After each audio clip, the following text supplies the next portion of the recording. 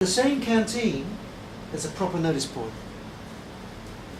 It's a real notice board where people, you've even got those wonderful tracers of bits of masking tape rolled up to make a sort of ersatz double-sided tape to hold a thing on without pins. It's somebody has taken care to put up things that were relevant, but it's a classic beat-up notice board. You'll notice we don't have that sort of thing here. Interesting, isn't it? Health and safety reasons, fire regulations, complicated agendas, we're not quite sure who's controlling what, but we don't have this kind of fluidity anymore. It's a bit of old pinboard painted white with stuff stuck on it, but that's part of what makes this into a community. Sharing information.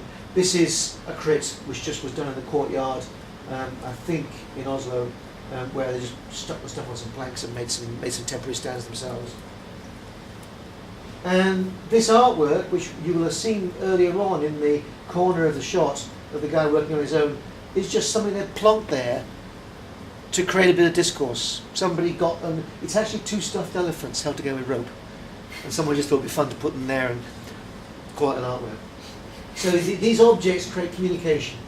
This is students putting some kind of structured project, just putting their work out in the corridor for a while so everyone can walk by and see it. And this is great. This guy's a tutor in Oslo. This is their workshops, and it's the idea that it's a community, that these people work together in kind of performative ways. And what's really important, this guy who is a leading practitioner is able to perform his practice with his students in a space where they begin to share, they begin to model on each other. And of course you could model on or model against. We had a visiting student from Istanbul recently, and she really hated the degree course she'd done because it was very focused on industry and kind of conventional values. And I had to point out to her that it was that course that taught her what she was going to react against. And her reaction was so clear and diametrically opposed and profound when she actually went out into professional practice that it was clear that she couldn't have done it if she hadn't had the stimulus of being straitjacketed for a while. So modelling isn't straightforward, but being able to model as tutors, being able to provide models, good, positive, negative, interesting, controversial is important. So just working together on the stuff in ways that we demonstrate our values. So community equals working together. This, in big ways like this is a bit of a party. I was doing one of those very first year projects of how much stuff can you make with bamboo. Or in much more individualistic professional ways, where the top picture is something to do with disability, the bottom one is very much more like a professional design studio atmosphere. And then the idea of learning. What's going up next? Come on. Well, I think I just... this is my slogan. Making equals thinking. And it's worth investigating Richard Sennett. He's a philosopher, but actually he has training and experience as an urban planner. And his very strong belief that that if you want to think through creative practical problems, then you think through making. Whether the making is drawing, performing, modelling physically, whatever. So a space for creativity has to include lots of opportunities for making, different kinds of making. There's somewhere just experimenting with light materials. Henrik Gedderid, actually if you ever want to understand the nature of designing, Henrik Gedderid wrote a PhD thesis called How Designers Work.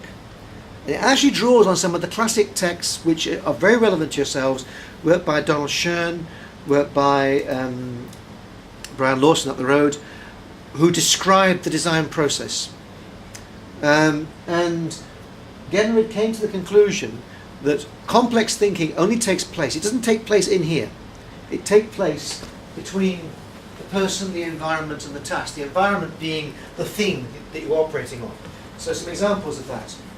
These guys, the environment is this strange bit of, whether it's a found object or whether it's something they're building or what, I don't know. Whether it's deliberately intended to be for skateboarding or just a bit of fun, or it's an artwork, I don't know. But them skateboarding in the environment is one of the ways they're thinking through the potential of that environment. The ideas they want to develop. Classic picture of a designer in a car styling studio. The task of shaping that clay. The clay, the model provides the environment. It contains all the information about the thing you're designing. And all you're doing is you're able to work on the fine detail while retaining that picture of the complex whole. Our brains can't actually retain that complexity. And this is just a little found object, a little prototype that somebody made of some mechanical gadget. I have no idea what it is, but I thought it was absolutely charming, just using literally the bits and pieces lying around the studio. This is a mock-up of a cleaver, a knife, just bits of cardboard and sellotape, just making something to help your brain with it. And the idea of self-directed learning. We have done quite a lot of research into this, and the thing we've discovered in self-directed learning is that the community is vital. The idea of a critical community that enables you to always be bouncing your work off people around you is absolutely vital. You can provide all kinds of learning materials, but you can't actually work without peers who are prepared to exchange ideas with you. And again, this guy on the left, Jeff, a master craftsman, our students here in Metalwork and Jewelry in this case, he is seen as the most amazing role model because he performs his craft ethos all the time. So what you learn that craft skill from being with him and seeing how he works with materials, seeing how he talks. So it's not about him teaching you, it's about you learning from being in the same place as him. And finally, the idea of scholarship. Why is a Fiat 500 scholarship? Anyone going to suggest? In the context of an architecture school.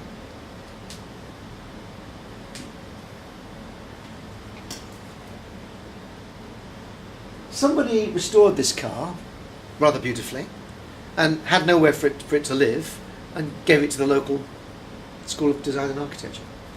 And they put it in the canteen. And the reason they did it was because they needed a way to say, these are our values. Things like this have the kind of integrity, the kind of quality that we think counts. And somehow we've slipped into a way of organising learning environments, universities, that is no longer there. You go to some of the fine old colleges of Oxford and Cambridge, you will see an attempt to create a place where discourse and aspiration are significant. But today, most places that we learn in are actually indistinguishable from a shopping mall.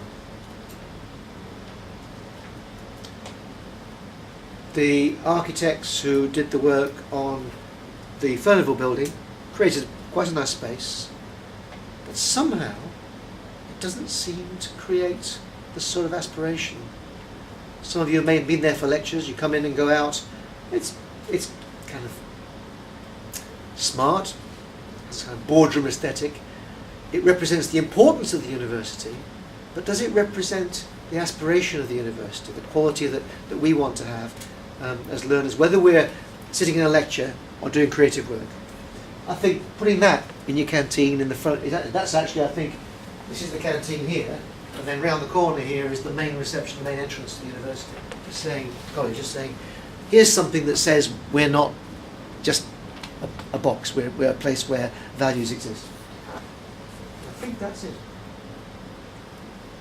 Just some other examples of the sort of work you see around the place in art schools, because the discourse of the place depends on having the stuff out in front of you. And I think it's one of the things we've rather lost in moving from a rather spacious beat-up building up the hill at Salter Lane to a rather more tightly compressed space in the city. The budget didn't seem to allow the architects to put time into the buildings we're occupying, really providing the opportunity for this just to happen. And it's always a fight to get things on display in the university. Even the gallery we have, somehow when the technician said, you know, you need a really big doorway to get big stuff in,